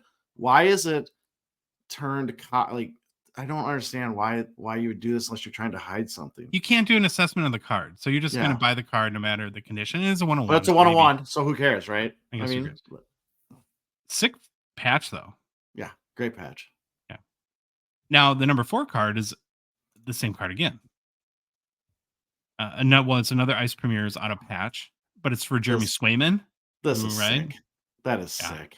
that I patch don't is care. ridiculous. So You bravo can to Upper Deck. Now we've been critical about a number of things, but yeah, the patches you guys picked for your Ice Premiers auto patches last year, of the yes. 2 we've seen, are top notch. Can't do You could better. throw this one on a floral couch and I'll buy it. Yeah. Well, you know what's the other thing about this sale too? It's kind of funny. Oh, It's from let's our see. local LCS. Oh, absolute. Awesome. Yeah, Well, Absolute Sports oh, Cards now in I know that they Pavich, had it Wisconsin. at some point. Now I'm mad. Yeah, Dang it. yeah. So again, the number 5 sale and number 4 sale are both Ice Premiers, RPAs. I think they're one-on-ones with just ridiculous patch autos. Yeah. Kind of cool looking cards too. So the number 3 sales, Cole Caulfield, rookie. It's a red. It's just a rookie auto, red parallel. Looks like a sticker auto to me, right? Or is that not a sticker? I do It's not tough to know. tell if it's just faded or not. It's out of 5. It's just like it's just a basically your base rookie auto, but a low numbered parallel. So I think a lot of that has to do with the Cole Caulfield factor there. But that's sold for 1,250 US on September 11th. I I need to know who at Upper Deck does not like Cole Caulfield. Oh Why yeah, he is has the worst facial expressions why every time. every picture of him they do him dirty? Every Mhm. picture. I don't know who did he make mad because this one is just it's the first thing I look at now on every Cole Caulfield. Well, you got a couple more to look at. So you can do Oh, maybe your this one's facial better. expression assessment. You'll have more opportunities here. Oh, this one's all Number right. This 2 is better. is one of the more known cards in the hobby. It's the Caulfield Ice Premiers on a 99 PSA 10. A lot of people say, for non-auto, Mhm. non-memorabilia rookies, one of the more valuable ones you can get. So for 2008 US dollars on October 24th, that's a pretty decent picture of Caulfield. It's about as good Yeah. as we'll see, huh? Yep. Yeah. And then the number 1 sale is an 0304 exquisite tribute RPA with Caulfield. It's out of 25. The patch is ridiculous. I mean, that's a really, really nice patch. Nice You got patch, nice auto, clean. clean auto. It's that 0304 exquisite RPA, the LeBron design Yeah. that everybody loves. So for 3,149 US via eBay on June 22nd. Now, so I think you look at these and it's like, wow, that's like what, 15 times box cost or something like that, maybe Mhm. 17 times box cost. I don't know if there will be a rookie in 2022-23 that will command the dollars Caulfield did. Hmm. Yeah, I don't know if a Caulfield exquisite RPA sells for $3,000. It was a Matty Beniers going to sell for $3,000. I don't know. Matt Boldy, probably No, not. no, But not now. these are the Not types right of now. cards that are doing pretty well. So it's the 101 patch autos, which isn't a giant surprise. The Ice Premieres on a 99 again, and then exquisite tribute RPAs. I will say, going through all these cards, sorry, it's kind of ices might be growing on me. Might be growing on me a little bit. I'm kind of digging these. Now I can't remember what the new set looks like, but these all look pretty cool. Yeah. Still dumb logo, but All right, Troy, it's time for our PWCC weekly preview. PWCC, of course, the Gongshow partner and sponsor. We're very, very thankful for their support. The January premiere auction starts tonight, so log on to pwccmarketplace.com. Check it out. Place your bids. So a reminder, the premiere auction lasts 2 weeks. Will end on January 25th. But the current weekly auction is running as well. Ends a Sunday night. PWCC is ramping up too, after the holiday break. Be sure to tune into our weekly auction watch party show with Jeremy Lee on his YouTube channel, Sports Cards Live, Sunday, 8:30 Central. We cover all the key hockey cards ending in the auction. Have a great time mucking it up with people in the chat. But Troy, there's like 200 cards in this week's or the current. The only thing about like an auction named a weekly auction is you want to say this week's weekly auction. It feels yeah. redundant. But there might be The some running at this current, concurrent. Yep. weekly auction. But as we do each week, oh, go ahead. I was gonna say one thing about this auction I noticed is they inserted a lot of flash items in because Yeah. I've watched that number jump around. And It was 198 last time I looked. Is that what it is still? yeah, it's still 198. I think it was a little bit lower when I looked. So I It was looked. on the 170 is a couple days ago. Yeah, you can do just flash items and see which ones they added. And then also, I don't know, I'm not a soccer guy, but I did see there's a 101 superfractor for Messi if anyone cares about that in this auction. Nice. Well, we picked out our favorite vintage modern cards, and I'm going to tell you, Troy, this is my favorite one of all the ones we've done. I am so excited to get Okay, into you tell me this when. for 2 cards in particular. Not the first one though. But the first one's a great card. But yes, I know the one you're talking about. All right, here we go. Okay, so the first one I want to talk about in our vintage favorites is I just felt compelled to bring up this 1986 O-Pee-Chee Patrick Waugh rookie, of course, number 53, PSA 9. Have we featured this card before? I can't remember. I feel like I have, but if we haven't, then we're just dumb. So is this card? Sometimes we assume that it's so obvious that we've done it, but even though we haven't. So I thought, well, it's an iconic hockey card. Maybe the most iconic goalie in the hobby, right? So where does Patrick Waugh rank for you? Is he like? I don't know, because I probably say he's at 4 at one time, and you ask me again, and I'll be like, he's 3. And so he's to me top 5. I think he's number 1 for me. Yeah, number 1 in my heart. number 1 in my heart. The O-Pee-Chee Patrick Waugh rookie PSA 9 is a pop of 727. Okay, so I mean it's not like a low pop card. No. For context, PSA 10 pop is 91. So 4,684 O-Pee-Chee Patrick Waugh rookies have been graded by PSA. So 727 out of the 48 or 4684 PSA 9.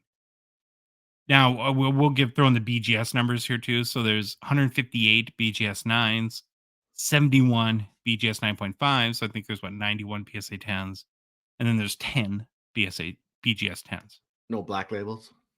I think that's maybe within the 10. I'm not sure on that. Okay. Oh yeah. Very, very briefly, Patrick Waugh, of course, a 4-time Stanley Cup winner, 3-time Conn Smythe winner, the only goalie to ever win the Conn Smythe 3 times, 3-time Vezina winner, 5-time William M. Jennings Trophy winner. So that's the goalie that lets in the least goals or something like that, right? 2 goalies. It has to be a pair. Okay. Oh no, actually, I think it might be just. Now you got me. You keep talking. I'm gonna look it up. Patrick Waugh never won the Hart Trophy though. So Troy, 7 NHL goalies won the Hart. In case you want to or interested in knowing that. So they're Carey Price, Jose Theodore, Jacques Plante, Dominic Hasek, Roy Werders, Chuck Rayner, and Al Rollins. What surprised me about that list of the 7 is 3 of the 7 played for the Canadiens, and Patrick Waugh never won the Hart.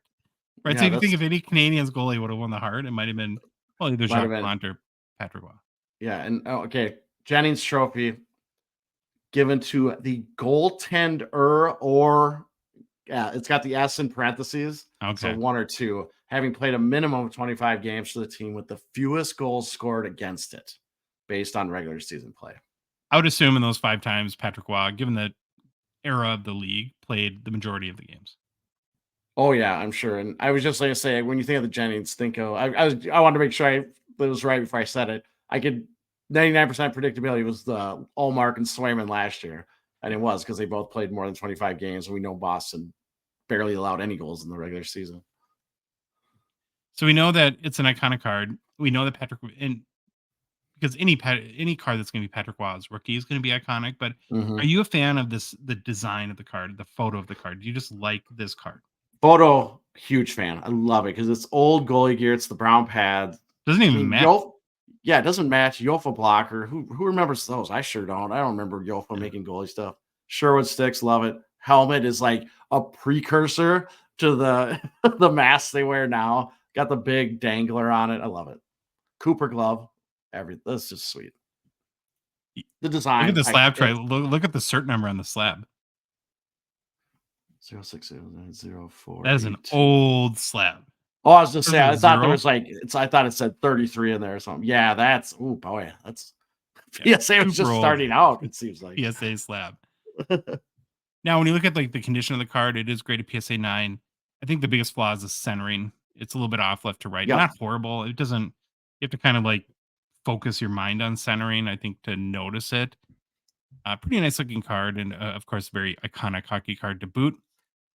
Now, there's some interesting things in the values here, Troy, that I want to point out. So the last sale of a 1986 O-Pee-Chee, I want to say platinum O-Pee-Chee Patrick Waugh PSA 9 was $775 US on December 26th. All-time high during the pandemic, 3,000 in February 2021. But here's where it gets crazy. And we talk about these issues all the time. Like we talked last week with the Jack Hughes retro Future Watch Auto being out of $399, but yet worth $1,000 less than is out of $999 Future Watch Auto. So if you compare the O-Pee-Chee version to Topps, and we all know that in the hobby, O-Pee-Chee has much more esteem and value typically than Topps. The Topps PSA 9, Troy, has a 306 pop count. Now remember, O-Pee-Chee PSA 9 is 727.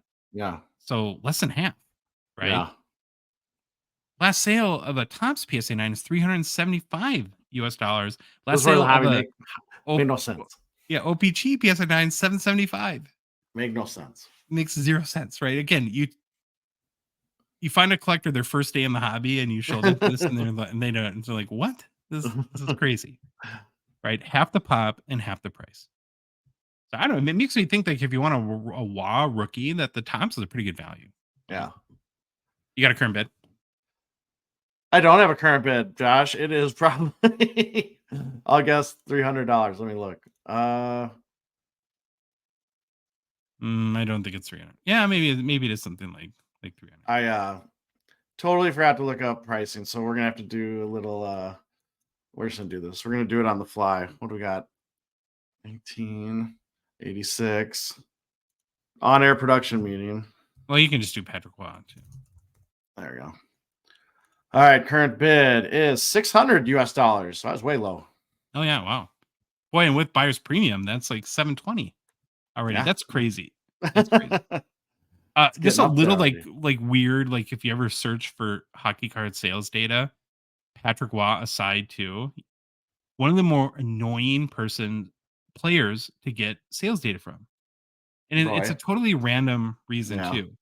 If you search like Patrick Waugh in like, because like Boolean search terms, you'll get a ton of Patrick Mahomes cards that have been labeled Rookie of the Year, ROY, in eBay. So anytime like in Card Ladder or 130 Point or eBay, I have to do Patrick Waugh minus Mahomes. Yep. To not pull up like 8 million Patrick Mahomes cards. Yep. So that's a great little tip too. You can do Boolean searches or whatever you like. Google searches too. You can do the same thing. where you can put minus this and it won't look for that word. And there's a whole bunch of stuff you can do. There just can't be a space. So it has to be minus. And then, like, if you can do minus Mahomes, M has to come directly after the minus. All right, you got the next one, Troy. All right, Josh. Odds are, did I put a current bid on the card I'm doing? I think I did. So I did. Throwing me under the bus, Troy. Yeah, no, it was my fault. I always look at the values and I even think about it. But now I wasn't even, you're going through it and I was like interested, listening, and all of a sudden I'm like, oops, I didn't look up the value. But I will on the other ones while you're talking. Okay, I decided to go with a Marty Pavich 1951 Parkhurst card. Again, player I didn't know much about, but I will say this. We've been doing the show for a while, and I see his cards pop up every now and then, especially the Parkhurst. Never done it before, and I didn't know really a lot about him, so I figured, hey, this is no better time than now to look him up and do a little bit on him. So that's what we're going to do. It's a 51 Parkhurst. We've talked about these a lot. We even did a masterclass on the early Parkhurst runs.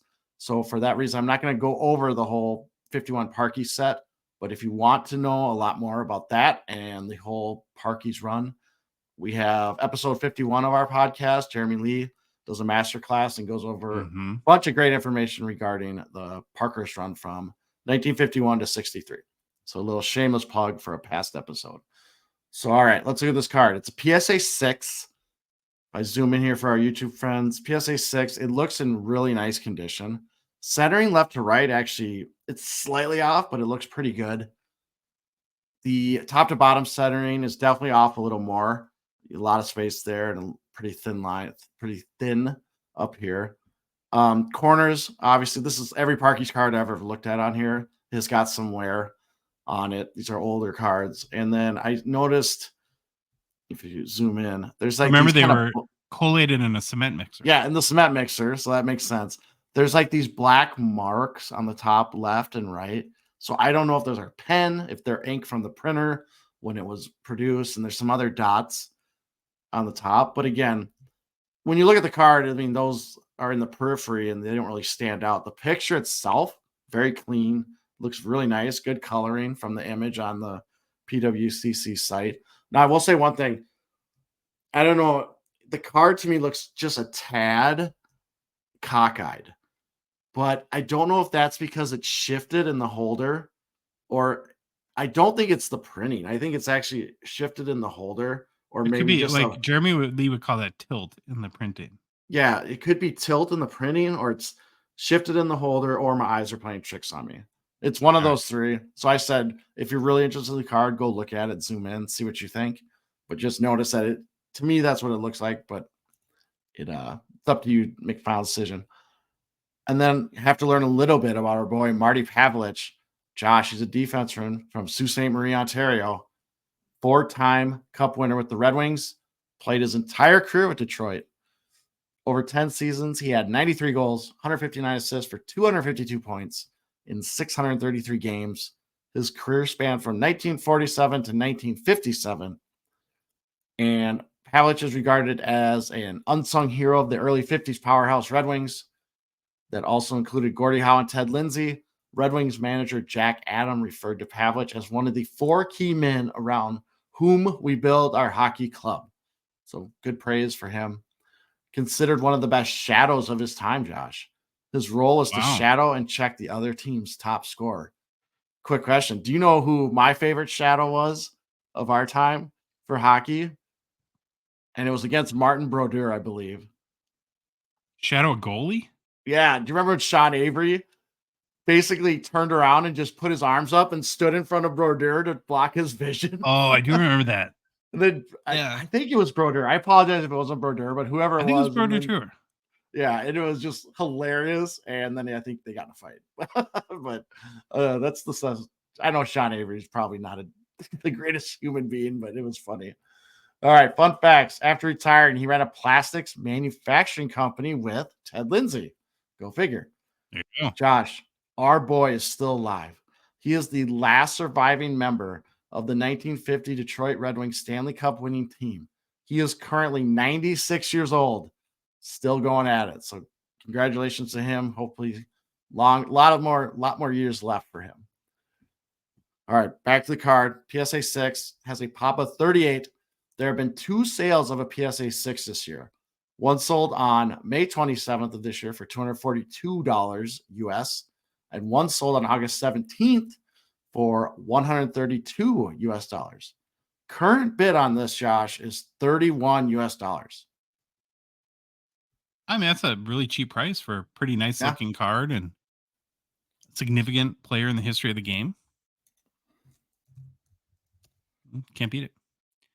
All right, Troy, the next one is one of the two that I'm Here it just is. Here it is. off I the love it. rails excited for.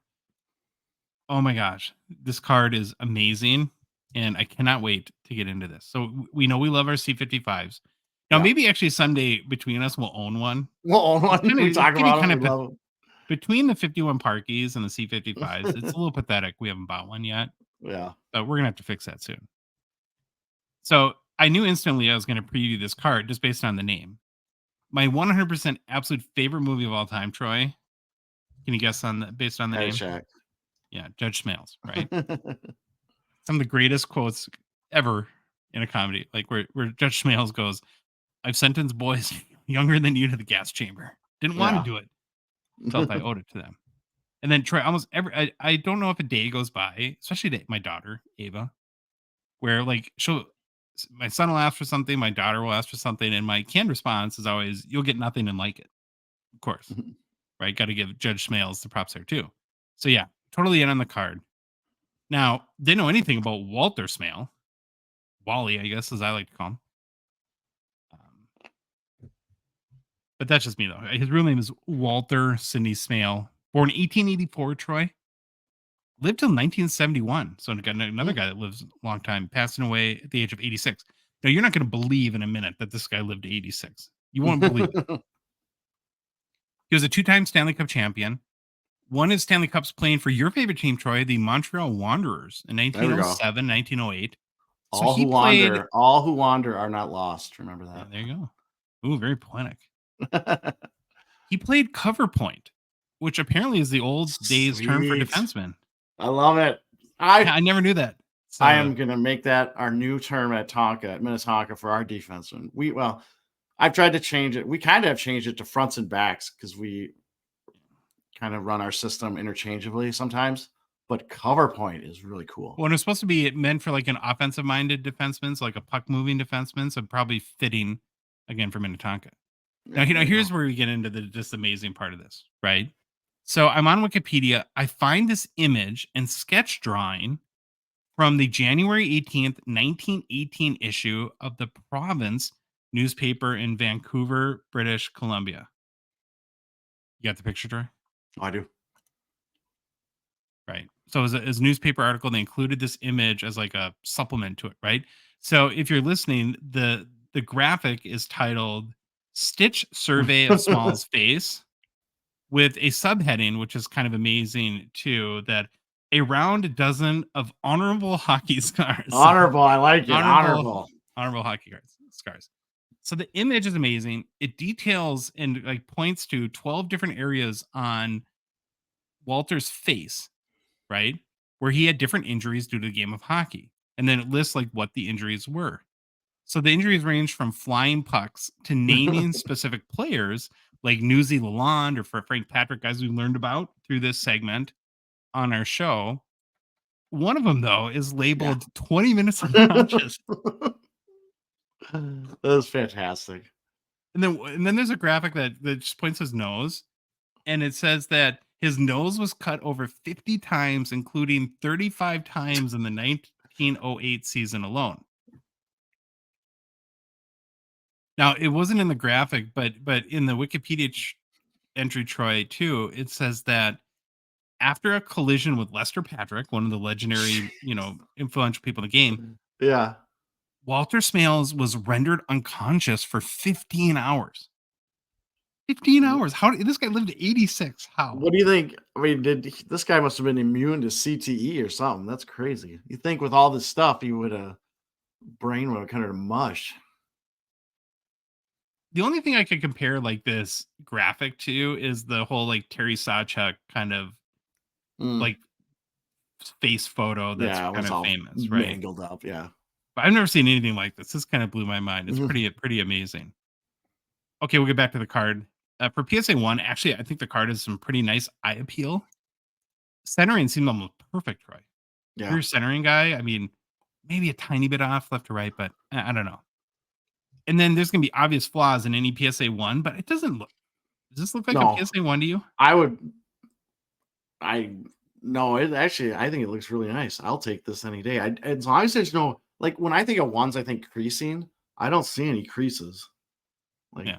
it looks really Okay, nice. and now go up to the label on the slab because this card just keeps getting more and more Oh interesting. yeah.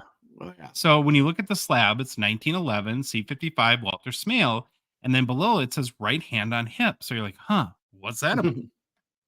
Well, there's two versions of this card. Yep. The other version is right hand on stick, which I included a photo of as well. Yep. So there's on stick. Actually, the right hand on hip is typically more valuable. So a PSA 7 of the right hand on hip sold for as high as 11,753 US, whereas the hand on stick PSA 8, so graded higher, had sold for only 7,600 US. So I don't know why the hand Oh, on I'm hip a is hip. higher. I'm a hip guy. Let's do hand You're a on hip hip. guy, Oh, hip for sure. Because he's really? acting. I don't know. He looks like He's he's kind of puffing his chest confident. out a little bit more. Yeah, Yeah, he's I get that. confident, man. He's looking fabulous. He's just gonna hand on hip it. I love it. Now, in general, too, this card sells for a lot of money. So PSA 1 hasn't sold in like 10 years, so I didn't think that was really relevant. But I did find a PSA 2 that sold for 718 in September. Wow. It seems like an awful lot. And again, I don't know why. Somebody's got to chime in that knows.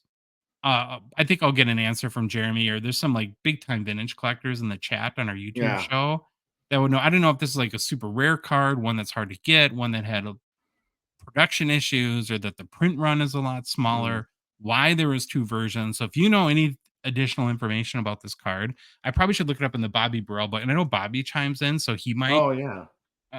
occasionally he might have some information on it. But I'm just fascinated by this card, and that holy cow, this guy's face took a beating. You got a current bid? $200. There we go. All right, we're gonna switch over to modern. My last card is the other one. I'm really excited to talk to you about. But I wanted to highlight before that though, 'cause it's a really big card. Yeah. Really big card. 2019 Upper Deck Jack Hughes Young Guns exclusives out of 100 PSA 10. Uh, no player has been hotter in the hobby this season, of course, than Jack Hughes. Top 20. So 36 of these of the 100 have been graded by PSA, 20 PSA 10s. First and foremost, although it's going to be a lot more spendy, I think a card like this is a much, much better option than like his base Young Yes. Guns. This or the high gloss. Go for it. Yeah, I mean, again, All looking at day. its base Young Guns, current pop 4,463 PSA 10s, 4,463, 75% gem rate. And going up. And going Keep up. going up. With that gem rate, it's just gonna, I mean, that's a Yeah. recipe for disaster when it comes to pop count. I actually think it's a really nice looking card too. Mhm. You kind of got the color match with the Young Guns sort of footer design and exclusives. Sometimes the exclusives badging or whatever is Yeah. hard to see on cards. The numbering stands out. It doesn't have that like weird tapey mark behind it Mhm. that you see today. So yeah. Now, of course, Hughes is hurt again. Upper body injury listed week to week. Injured in the same game, Bedard broke his jaw. Really? I Yeah. did not And know if, that. and if you look, Troy, like at the Devils injury report right now, it's pretty crazy. There's a lot of teams that are really battling. Not just Bedard, but the Blackhawks have a ton. Our Wild have a crazy amount of injuries. We're getting Jesper Wallstedt, goalie of the future, starting tonight because Gustafsson is still out Yeah, for the Wallstadt's Wild. starting, but we're soldiering on the show, and I've Yeah, we were oh, you losing know what? 1-0 last time I checked. Okay, why are you talking about that? I need to find that website I talked about with all the injuries. Oh yeah, Let's see if I can find that again. I think Hughes should be back sooner than later though, so I don't think it'll be a ton of time missed. Getting back to this card though, 38 public sales so far for Jack Hughes Young Guns exclusives since it came out. All-time high was a BGS 9.5, sold for 3,386 at the end of this past November. Most recent sale of a PSA 10 was 2,900 and 36 that sold January 8th. And I just look at that again. This card had gone up a few months ago, like $400-$500 as base Young Guns Raw. Any day of the week, I would rather spend $3,000 on a exclusives out of 100 than that. You got a current bid? $1,050 US. All right, you got the. Oh, you're going local with the next one. I did. I kind of, I don't know. I saw this. I was like, you know what? You know, sometimes we don't give love to her. Here's the mini version of the card, I guess. Sorry, YouTubers. Okay. I went 2017 O-Pee-Chee Platinum Emerald Surge rookie auto Brock Besser, serial numbered out of 10 with the MBA authentication. And honestly, when I saw this card, I'm like, boy, we've probably never talked about a Brock Besser card unless he was in Who's Hot. I think we'll see who else hot. Really need to start writing those down. Kind of a good story this year, though, right? Yeah. But everything he went through with his dad and now. Yeah. Yep. Yeah. So he is definitely a guy that, you know, I made aware of. So I want to do his card. So I started off just looking at Besser real quick. 26-year-old forward, currently playing for Vancouver. And Josh, you already got to it before me. He's got a Minnesota connection. Besser is from Burnsville, Minnesota. He's one of us, Troy. He's one of us. I'm not even one of us, but he's one of us. Right down the road, about 20 minutes from where we are. And in fact, I was the goalie coach at Burnsville for one season before taking on the same role at Minnetonka. So maybe me and Besser crossed paths at some point. No, I think he was. Do you get credit for his success then? Is that I take all credit because I was in the same building. Maybe at one point we might have walked past each other. So Besser has had an excellent season. Is currently tied for 5th in the NHL for goals with 25, tied for 17th points with 44. I didn't even realize this. His career high still is his career high is 56 points, which he put up in 2018-19 in 69 games with Vancouver. Current points pace puts him on track to have 90, which would obviously crush his career high. So again, pretty hot player. That's why I chose this card. Well, and again, and I'm going to have total memory here. He struggled mightily last year, right? And that was coming off of the death of his father. Yes, he had definitely. Yeah. Well, death of the father, very big reason. 99% of the reason probably. And then 1%, Vancouver was a hot mess. Yeah, they're dumpster fire. He was like super close to his dad. His dad died of cancer or something like that, and prolonged illness or something like that. Yeah, it was a really, really sad story. Yep. So again, card is a O-Pee-Chee Platinum 2017 rookie autographs Emerald Surge, serial numbered out of 10. It's on the screen for the YouTubers. Card is raw. It's got the MBA authentication. And actually, you know, O-Pee-Chee Platinum, really good card stock, you know, not flimsy or anything. It looks, when I look at this card, when you zoom in, the corners, the edges, they all look really nice in the pictures. The centering actually looks pretty good as well. But I will be honest, I had to go out and I found some other PSA 10 copies of other rookie autograph Emerald Surges. Actually, I was looking for PSA 10 because I wanted, I don't know, looking at this. It's hard to tell the centering in some of those I can't cards. tell you what the centering is. And again, this is just a raw copy. So I went out and looked at other like graded copies that were PSA 10s. And what I basically could tell is that this card looks pretty centered from what those copies I would have thought it's off-centered. Yes. I agree with you. But I found a lot of the PS10s had the thick color border on the left and about that size on the right. Now, I'm not going to tell you this is a PSA 10 or the centering is perfect. Do your own research. Do what I did. But to me, it looked like it was pretty good. He's got a nice auto, too. Yeah, really nice auto. Now, remember, these O-Pee-Chee Platinums sometimes can get a little wonky. They don't, you can see the pen maybe just lift it up a little, but that's just more of the card than his auto. But yeah, great auto. Really nice looking card. I thought his nose was bleeding for a second on that picture. So, sorry, I get distracted. Now, this exact card did sell on PWCC on the auction that ended on December 24th of 2023 for $408. However, going through the PWCC sales history report on their site, it probably wasn't paid for. And it's probably a relist. That's why. Yeah, and it got relisted. So just be aware of that. Current bid right now, or the highest current bid, $43.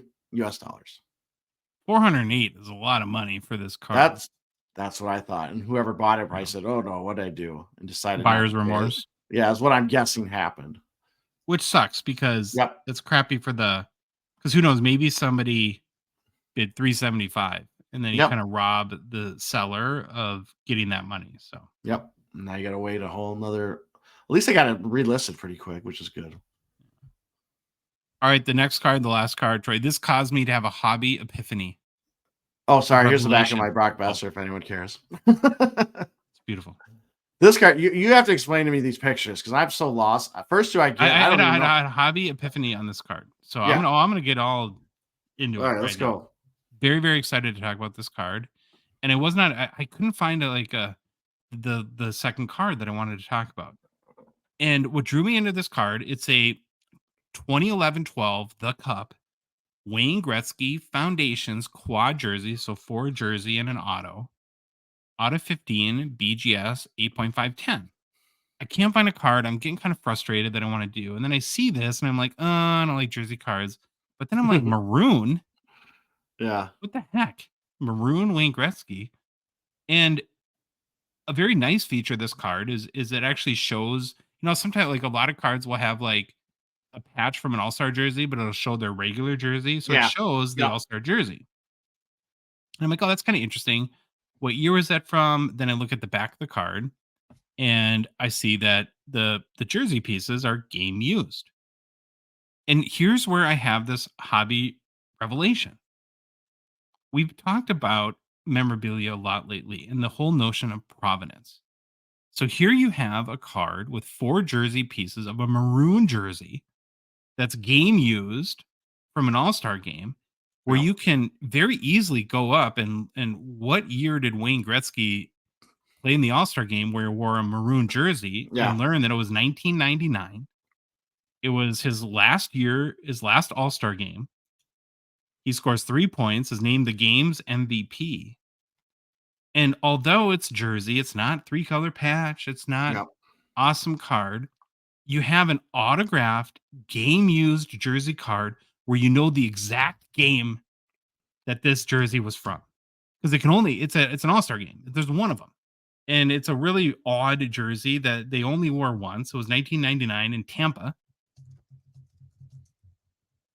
And my revelation is, would I prefer 4 jersey swatches where I know the exact game of a game that has historical significance to kind of what we have today, where the general collector preference is to have 3-color patches, but player worn or from some very vague, right, guaranteeing that was used in some sort of NHL game.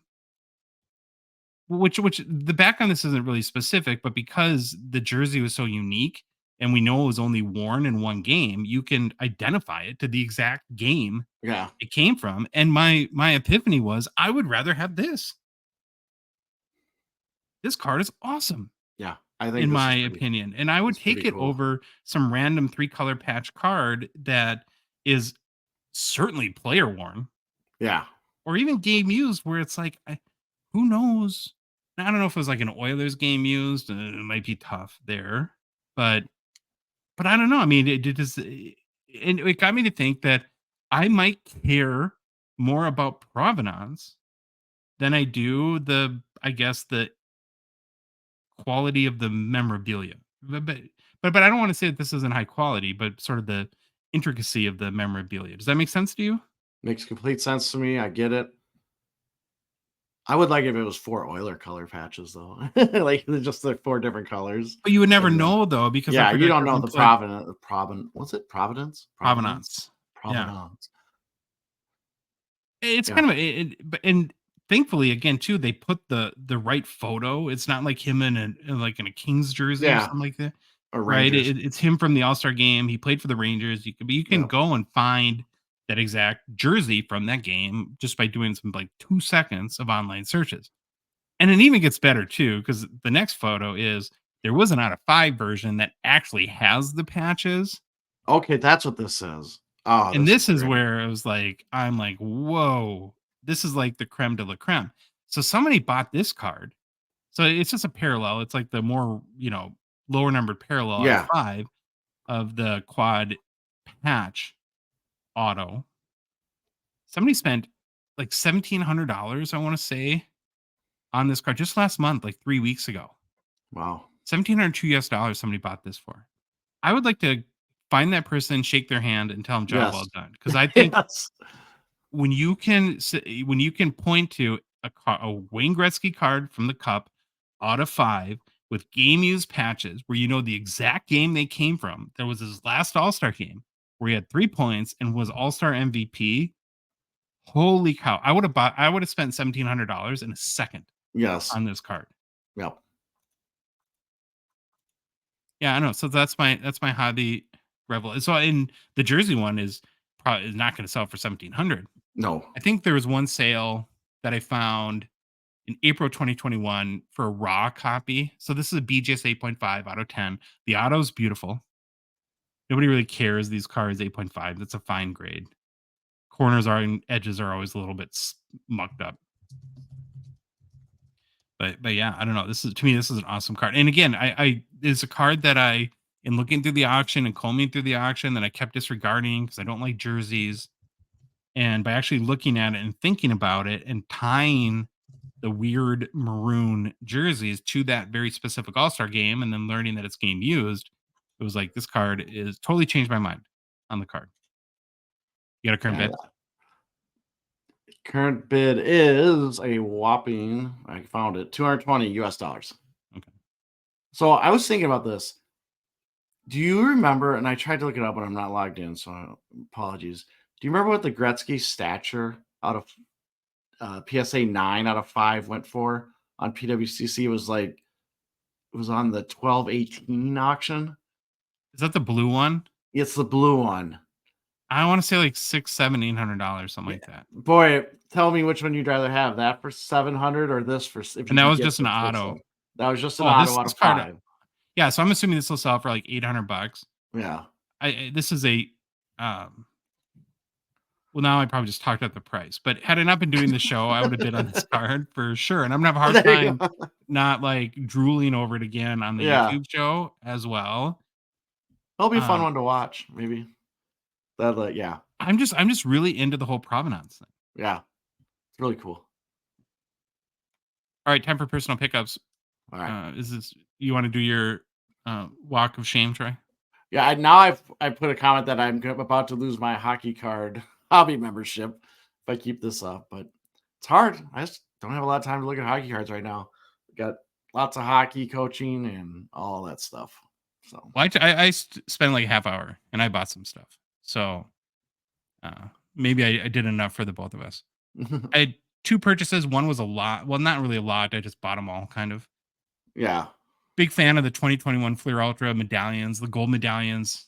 I wish they weren't out of 200, but awesome cards in hand. Clayton Keller, I don't know, I just like him. Very. Can't really explain why. It's got the mouth guard hanging out. Very Kachuckian mouth guard hanging out of the mouth. So I got 6 of these for about $17 total. Nice. So about $3 a piece. Like, maybe one of them will be gradable. Yeah. Hard because like it's that, really flaky. Yep. They get around the edges and corners, almost like a PMG in a little bit. And then Troy, I got my first ever Jambalaya card. Nice. Pretty pumped about this. 2021 Metal Universe Leon Draisaitl Jambalaya Raw. I think it was like $48. Now it's his first. Here I go back my first things. Yeah, it's Draisaitl's first Jambalaya. So, it's hard to find these that are centered. This looked reasonably centered. We'll see what it looks like in hand. Bought all these on ComC, and I'm so cheap. I picked like the $5 shipping option where you just get it at some point before you die. Yeah, it's gonna go through like Russia to get here. Yeah. Probably. So yeah, those are my personal pickups. Well, that's our show for Thursday. If you like the episode, please leave a rating and review on Apple, Spotify, or whatever podcast app you listen to us on. If you love the show, you want to support us, you want to chat with us every day on our Hockey Cards Gongshow Discord server, please consider a $5 a month donation. Join our $199 support level tier on Patreon. Link is in the show description, whether on a podcast app or YouTube. You can get it on our website, hockeycardsgongshow.com. There's a become a patron link at the top of the page. You go to Patreon's website, patreon.com, and search for Hockey Cards Gongshow. or it's in our TikTok and Instagram profiles. Believe it or not, we're on social media. You can follow us on Instagram, Facebook, TikTok, Twitter, and subscribe to us on YouTube. And Troy, the Hockey Cards Gongshow podcast is a production of Dollar Box Ventures LLC. Have an awesome rest of your week. Have a great weekend, and we'll be back with you talking more hockey cards on Monday.